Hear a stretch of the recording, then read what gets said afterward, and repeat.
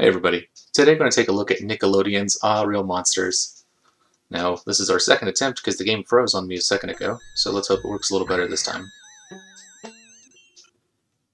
So, Real Monsters was a Nickelodeon cartoon show from the mid-90s, but what makes this game a little interesting is it's a platformer that you cycle between different characters, kind of like Castlevania 3, where you have the three characters that you switch between, and they all have different abilities and they all kind of work together to do specific actions. So, our first objective is to find this chute. It was a very silly show. It kind of predated Monsters, Inc., but it was a similar sort of idea, where the monsters had to go out and scare people. So these here are the three characters that we get to cycle between. Now, it's pretty easy to switch between them, and each one of them has unique abilities that they can do. I'll start with Crumb, just because he's probably the funniest one to me. See, if you notice, he's holding his eyeballs in his hands, and if you use the button to use his ability, they kind of shoot it ahead like a golf ball, which works really well for kind of looking at what's coming up ahead.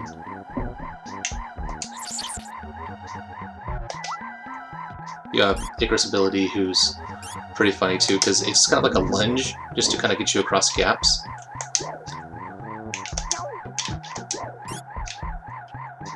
Then let's see, the last one, Blinka, I believe her name was. When you push her special ability, they stack up to get to higher ledges. So again, they all have different abilities. They also can all scare, but what's kind of fun is that there's certain times where you'll need one's ability to get through it. So it's kind of like a puzzle platformer.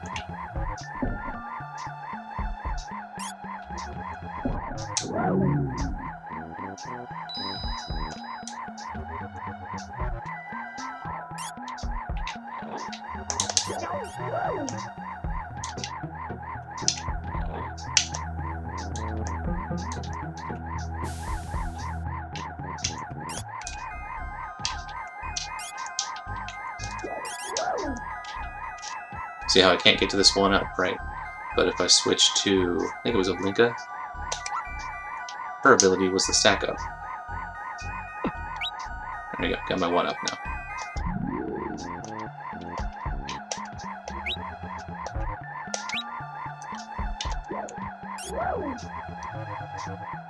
Well, there was a birthday party that you came to, bro, and we played this game.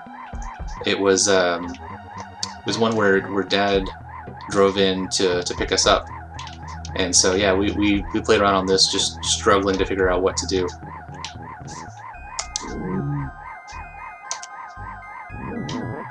Oh, that's definitely not the right one. Let's try switching to a Blinka.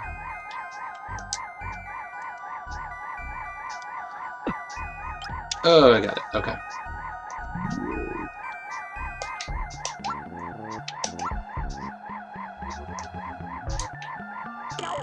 The really strange thing is that everything is in limited resources. Your projectiles you throw, those little fish bones, they're limited. The scares that you can do are limited. You need one of those monster books to pull off one of the big scares.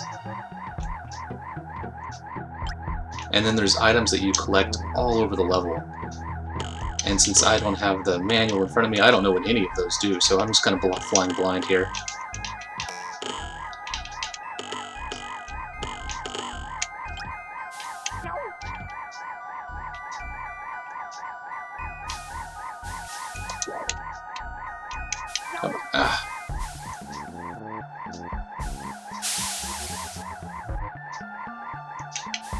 Go.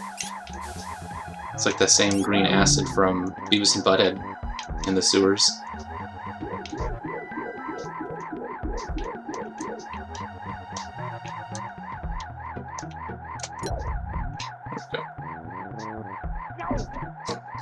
I didn't even see that at the top.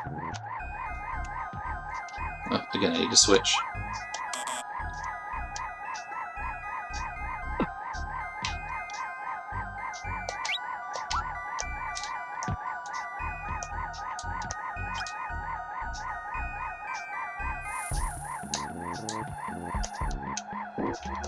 See, that'll give me another scare there.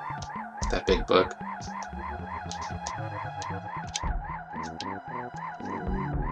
Well, never mind. I just lost it.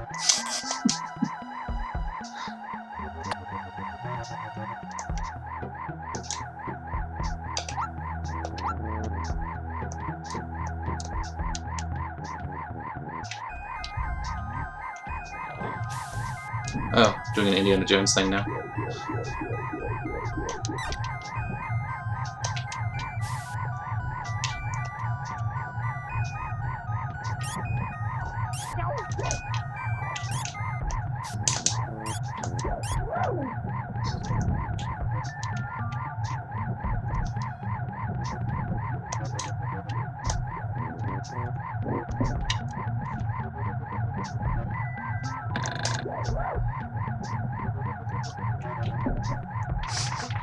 Wasn't sure if that was going to be a hazard or not.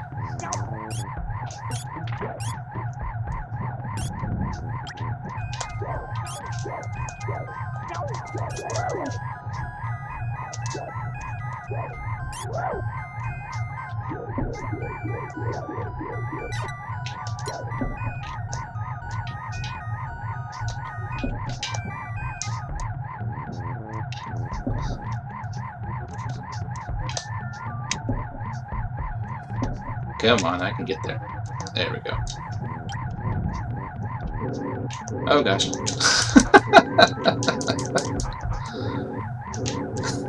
I can't even get away from the dog. As soon as I move, he just eats me. Alright, let's try that again. At least I have my scares replenished. I'm pretty sure we need those for that fight. If I can just get back to it again.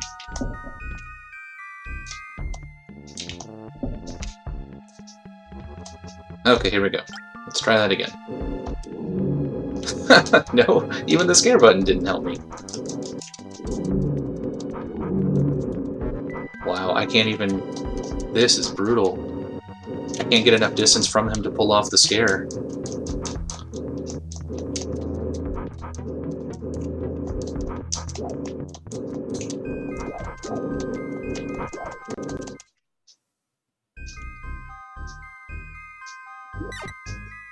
Alrighty, well, try that again.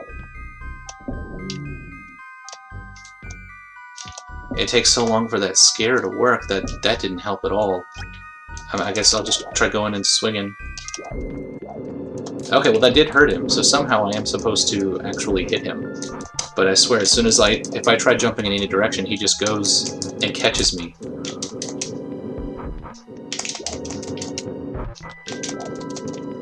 And I can't get enough distance to turn around to throw anything at him.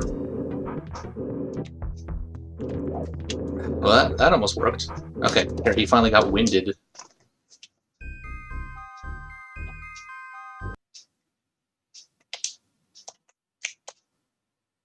There we go. Let's try again.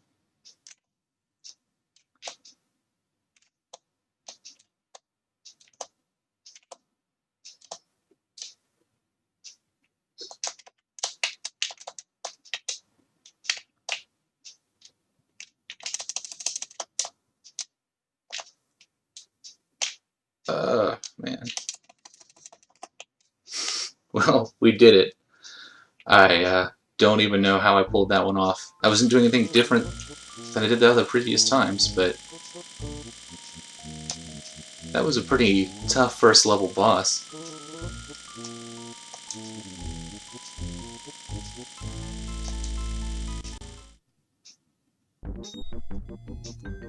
Well, again, that was Nickelodeon's Real Monsters. I just kind of wanted to give a little sample of what that game was like. It's definitely interesting, the idea that you switch between different characters for a platforming kind of puzzle adventure. It's tough, but again, platformers are not my great area of expertise. I definitely remember liking this one because of the personality traits that come through. They actually made some effort to make every character feel a little bit different and have their power-ups and their unique abilities actually matter a little bit more, as opposed to some games where they're just like X-Men on the NES, where they're just cookie cutouts of the same characters. They have like little lunge attacks or they have ranged attacks, and their color palettes are a little swapped. Otherwise, they're exactly the same. So I did like in this one how the characters felt a little more interesting, a little bit more useful in what they brought to the table. But it's a game that I don't know the rules for it, and so when I'm collecting things like what items are health Or when you like reach down and pick up a bug, is that supposed to be filling up your health energy? You have to kind of take a lot of inferences when you play this one, but it is pretty fun. And if you haven't tried it, it's worth checking out. All right, guys, have a great one. I'll see you next time. Bye.